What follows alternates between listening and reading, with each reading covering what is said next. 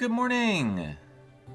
It's another Levels Plus reaction to another Fire Emblem Engage trailer within a week. It's a little shocking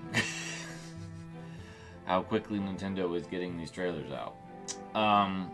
To be fair, and to be transparent, this trailer debuted yesterday in Japanese, and it took Nintendo one day to localize it for America. So I've seen the footage, but I don't really know the contents of the words. I do know that this is talking all about the Engage system and 6 of the 12 rings you can get, including Lyn, so it's awesome to see her. So I think the best thing to do, even though I won't be able to hear any of the words, is just kind of talk about what I can interpret from the footage, and then I'll just do a little recap at the end after I watch it in English and give my final thoughts on things. So as I said the last time we had a trailer, I think this game is the best looking Fire Emblem ever in terms of the quality of the graphics. I think this game has a lot of personality and a lot of care put into it, because there's just really cool aesthetic things. So like the characters for popping up when you get into a battle, for example, and they're animated. It looks really good. The combat looks really good. The backgrounds look really good. This is Intelligent Systems' best looking game in terms of 3D, in my opinion. It's also great to see the woman equivalent of our main protagonist in this footage. And we also get to see a lot of the potential combinations. Customization is a big part of this game, because anyone can wear any of the 12 rings and it modifies them accordingly. But from what I understand, some work better than others. So like Marth works really well with our protagonist, Alir, but could also be used with someone who is not a sword user but might not be as effective. We also get to see quite a few more characters, and I really like this Marth cross Alir design a lot. I think it looks really good. I like it more than Alir's default design. But you get these really flashy and cool animations for attacks with an engaged character, and I think that looks really great. So Marth, Celica, Corrin, Byleth, Lyn, and Sigurd are our 6 that are being focused on in this trailer. All of them have their own unique buffs and attributes. So Sigurd, for example, has way more movement because he's on a horse. If I remember correctly, like Celica is able to attack from a distance and focuses on magic boosts. Lyn can create decoys of herself. Byleth can heal and allow characters to move again, if I recall correctly. But here's the long distance teleportation attack that you can do when you have Celica engaged. I am a little bummed that it's male Byleth, I'm not gonna lie. I'm not surprised it's female Corrin. That's not a shock. I'm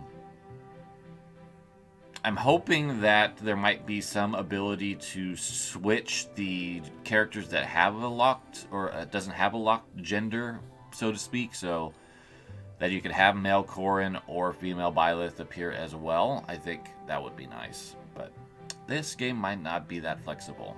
We'll have to see. My fears, though, about this being a gacha-style game have gone away, because as of right now, there's only 12 rings that you can use with a character. Which was probably to save on animation, but I could also imagine DLC coming that expands that ring roster significantly with other heroes that didn't make it into this game. But yeah, the presentation of this game is incredible. I love it. I'm a little confused why Lyn is using the bow. Lyn does use a bow in her game of origin, but it's when she becomes a Blade Lord not when she is at default. So it's a little odd that that's what they went with as her default weapon in this game. But that's alright. I'm not going to complain too much.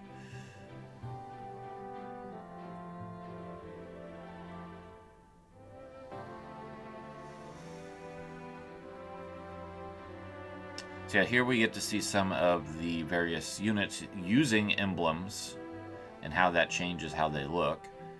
Again, we get to see a little bit more of the roster than we have seen in person here. I don't remember seeing Citrine, for example. Or this character. So each character has a unique change when they bring in an Engage ring, which is nice. Seadoll here we have not seen. Murrin here we have not seen. I'm assuming that's Lynn stuff because it looks really, really bow focused. At the same time, I do kind of understand why Lynn uses a bow, because there's already 3 sword characters that were shown in this trailer, and Lucina is also around. So, okay, let me watch this with the sound, and then I'll give you some final thoughts. All right, that was actually very informative. I think that the more that I'm learning about the gameplay changes that they're bringing to this, it's sounding like there's been a lot of thought put into how to do an anniversary game that's not Awakening, that pays respect to the past but also tries to do its own thing. And I've said this before, but I'm glad this just isn't Three Houses 2 in a lot of ways, because I think Three Houses stands really strongly on its own. The only thing that really gives me pause about Engage is the character design just not being as good as, I would argue, the last 3 games. But the voice work sounds great. On the whole, I would argue. It was great being able to hear a lot of these characters in English. And it's, I think, ultimately going to prove to be a really fun game, because there's a lot of new mechanics on top of the Engage system. There's also the break system, which I was reminded of when I was watching it again, where you can make an enemy drop their weapon, or you can drop your weapon, which basically reduces your stats. So I think the tactical piece is going to be a much greater component, even more so than in the past, because you're going to have to be aware of those types of advantages, disadvantages with the ever infamous sword, axe, lance system, and I think there's another system about fists, bows, and magic that are just going to be a constant observation, because you might get broken instead of just having the HP deficit from getting eaten alive in the triangle. So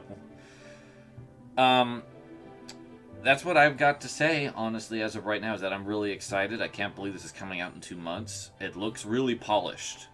Even if I'm not as, woohoo about the character design as I was with Three Houses or Awakening, I feel that it is a beautiful game.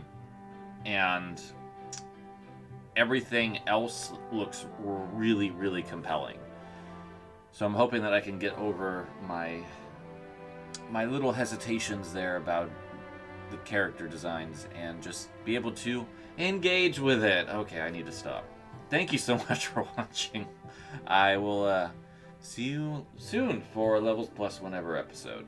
Take care.